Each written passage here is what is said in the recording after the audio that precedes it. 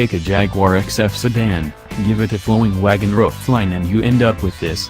The XF Sportbrake S. Consider it either a sop to wagon crazy auto riders or Jaguar's earnest attempt to keep the long roof alive for the dedicated keepers of the wagon flame. The XF Sportbrake gets the same bones and guts as the sedan upon which it is based.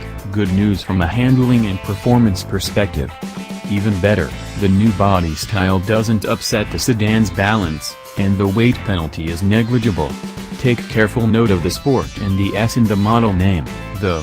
This performance-oriented configuration is the only one offered by Jaguar in the United States. First things first, this is a striking car. Even in the somewhat anonymous silver paint our tester wore, the XF Sportbrake S is an undeniably pleasing design. And it's different. Like everyone else, Jaguar is leaping into the crossover game with both feet. 4 paws. With its F-Pace and E-Pace. Let all the other schmoes give in to the allure of the high H-point, I say. Choose the Wagoner Sportbrake. You'll stand out for sure. Second, it rips.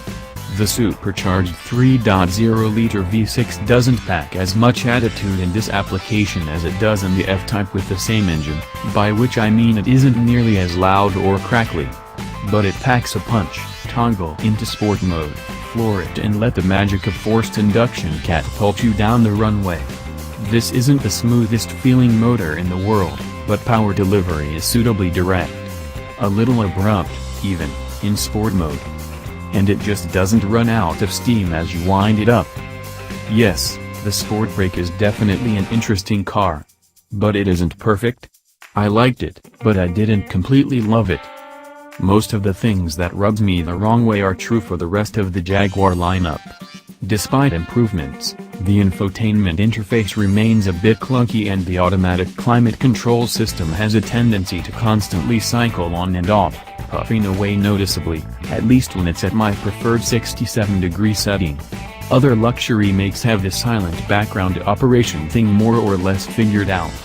There was a weird intermittent creak from somewhere in the rear of the cabin, which harkened back to out long-term F-Type R. Maybe it's some essential part of the Jaguar brand DNA. Finally, the clean interior with its carbon fiber veneer left me cold. Can I help that I want buttery leather and a little bit of wood trim inside my Jaguar? None of these things, let's call them quirks, ever approach fatal flaw territory. They're the sort of things you wouldn't even notice if you were enchanted with the rest of the vehicle. And in the case of the veneer, that's easily remedied by selecting, say, the gloss figured ebony option when you go to order yours. A bigger point of concern, at least for me, is the ride.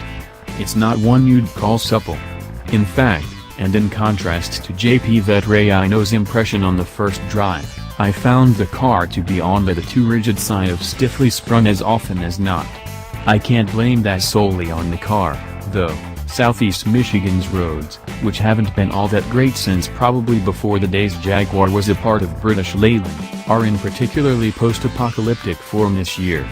Pothole dodging is a great way to test a car's slaloming skills, and here the XF is more than up to the task, with its neutrally weighted and responsive steering. But when you do hit a nasty road imperfection, you really feel it.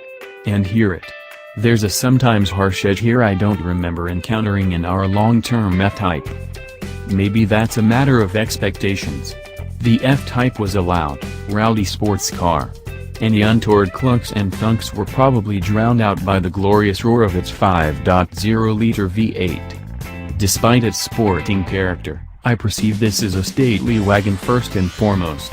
In this sort of vehicle I want a slightly more relaxed, easygoing ride. That's not on the table for the time being. The Sportbrake is, for now at least, only offered in S-trim. The objective side of me finds many boxes to check in favor of the XF Sportbrake S. The car is attractive, powerful, poised, at least on a relatively smooth road, and it's something different. Yet it doesn't connect with me, for reasons I can't fully pin down, at the same emotional level that the F-Type did. Perhaps I'd be happier in a non-S version, or conversely, an even hotter SVR take. I enjoy both the Mercedes-Benz E400 and the E63 AMG wagons, for example. In any case, before you take the path of least resistance and climb into a new F-Pace, or any of the other more or less adequate luxury blobmobiles on the market, I urge you to take a look at this as a very worthy alternative. If it strikes a chord with you, you will find a lot to love, all the more so if your commute doesn't march you through a minefield of potholes on a daily basis. Thanks for watching and don't forget to subscribe.